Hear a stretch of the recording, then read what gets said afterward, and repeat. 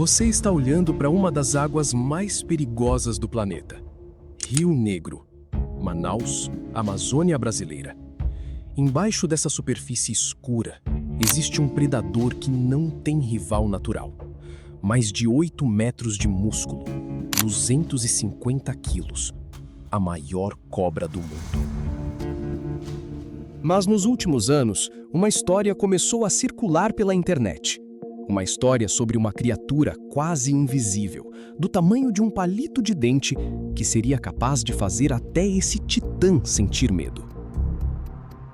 Hoje eu vou te contar a verdade, Que é, ao mesmo tempo, mais decepcionante e muito mais assustadora do que qualquer lenda. A Bacia Amazônica é o maior sistema fluvial do mundo. 7 milhões de quilômetros quadrados de água, floresta e biodiversidade. Um lugar onde a evolução teve dezenas de milhões de anos para criar criaturas que parecem impossíveis.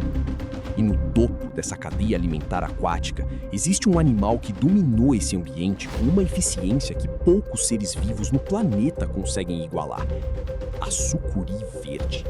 Nome científico, Inectis murinus, também chamada de anaconda verde. Os exemplares maiores já registrados chegam a 9 metros de comprimento e mais de 250 quilos. As fêmeas são significativamente maiores que os machos. É um dos poucos casos na natureza onde a fêmea é literalmente o dobro do tamanho do parceiro. Uma fêmea adulta de sucuri é, por peso, a cobra mais pesada que existe na Terra. Não existe nenhuma outra que chegue perto.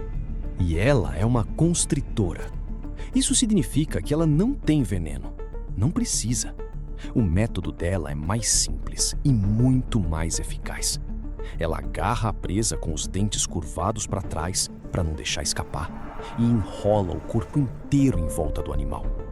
Cada vez que a vítima solta o ar, a sucuri aperta mais, um pouco mais e um pouco mais, até o coração parar. O cardápio dela é variado. Capivaras, jacarés, veados, antas. Existe até registro científico de sucuri engolindo jacaré. Uma fêmea grande pode ficar meses sem comer depois de uma refeição assim. O processo digestivo é lento, meticuloso e consome uma quantidade enorme de energia. Mas o que mais impõe respeito na sucuri não é o tamanho, não é a força, é a falta de ameaças. Uma sucuri adulta não tem predador natural, nenhum. Nem onça, nem jacaré, nenhum animal do ecossistema amazônico vai enfrentar um espécime adulto de sucuri e sair vivo. Ela simplesmente chegou num tamanho onde o risco desaparece. É a definição biológica de Apex Predator. Então, quando a internet começou a dizer que existe um peixe minúsculo que consegue aterrorizar esse animal, é claro que todo mundo quis acreditar. O candiru. Nome científico: Vandellia cirrosa. Família: Trichomicteridae. É um peixe translúcido, quase invisível na água escura da Amazônia. Sem escamas, sem cor. O corpo tem a forma de uma agulha comprida e flexível. O exemplar adulto raramente passa de 2,5 cm. É literalmente do tamanho de um palito de dente. E ele é um vampiro. O candiru sobrevive exclusivamente de sangue.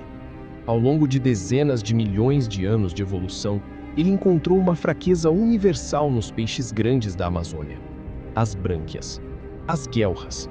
É ali que o sangue circula perto da superfície. É ali que os grandes bagres, os pirarucus, os tambaquis precisam manter o tecido exposto para conseguir respirar. E é exatamente ali que o candiru ataca.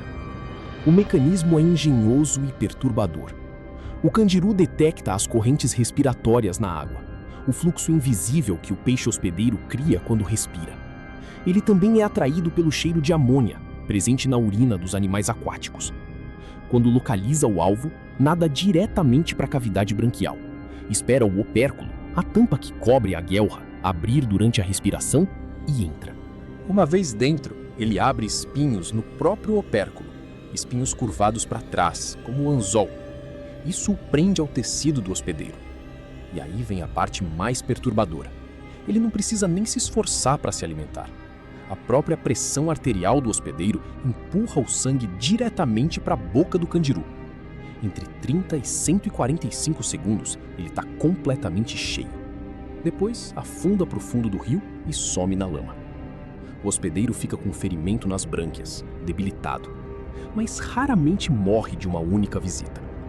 Raramente, porque o candiru pode atacar em grupo.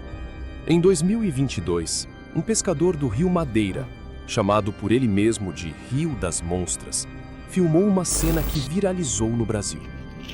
Ele pescou uma pirarara, um bagre gigante, e enquanto lutava para trazer o animal para o caiaque, pelo menos 2 candirus já estavam dentro do peixe, alimentando-se dele enquanto ele ainda vivia, ainda lutava.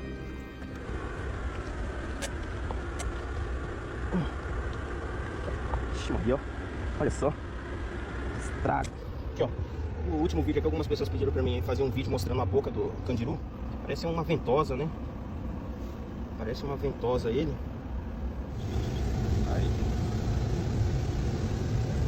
Esse daqui tava naquela pirarara, né? Teve esse... Não esperaram ele morrer. Não esperaram nem ele sair da água. Isso é o candiru. Um predador de milímetros que escolheu os gigantes como alvo. Em 1997, saiu nos cinemas o filme Anaconda. Jennifer Lopez, Ice Cube, sucuri gigante correndo atrás de uma equipe de filmagem no Amazonas. E num trecho do roteiro, um dos personagens menciona o candiru, o peixe minúsculo que entra pelo corpo humano, que prende por dentro, que pede matar. O candiru vira sinônimo de terror amazônico, ao lado da sucuri, no mesmo ecossistema, no mesmo imaginário coletivo. E a internet fez o resto. Com o tempo, as duas criaturas foram ficando cada vez mais ligadas na imaginação popular. Se o candiru ataca os gigantes, vai atacar a sucuri também, certo? Se a sucuri é o maior predador do rio, nada mais justo do que existir uma criatura minúscula que consegue vencê-la, certo? Não é uma boa história. O herói pequeno que vence um monstro enorme. Davi e Golias no fundo do Rio Negro. Eu entendo o apelo. Realmente entendo. Mas tem um problema. A sucuri é um réptil. Parece óbvio quando você diz assim, mas as implicações disso derrubam a lenda inteira. Répteis respiram por pulmão, não tem brânquias, não tem guelras. A sucuri, esse animal de 9 metros, 250 quilos, apex predator sem rival, não tem nenhuma abertura branquial. A cavidade que o candiru evoluiu para explorar durante dezenas de milhões de anos simplesmente não existe no corpo de uma cobra. O candiru foi construído evolutivamente para um tipo específico de vulnerabilidade, e a sucuri não tem essa vulnerabilidade. Fim de história.